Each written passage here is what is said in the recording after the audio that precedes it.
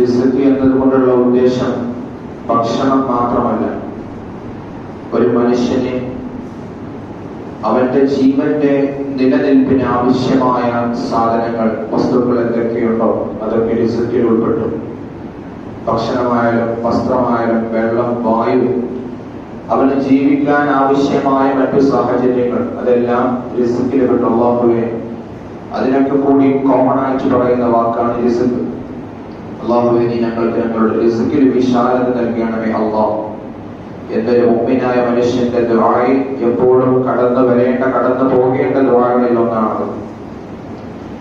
റിസ്ക്കിൽ വിശാലത ലഭിക്കാൻ ആദ്യമായി നമ്മൾ ചെയ്യേണ്ടത് നമ്മുടെ നമസ്കാരങ്ങൾ കൃത്യമായി അതിനൊരു ഓട്ടം തട്ടാത്ത വിധത്തിൽ നമ്മുടെ മറ്റുള്ള തിരക്കുകളൊക്കെ മാറ്റിവെച്ച് ഒരു 5 മിനിറ്റ് ഓരോ വക്തിനും വേണ്ടി മാറ്റിവെക്കുക എന്നുള്ളതാണ്.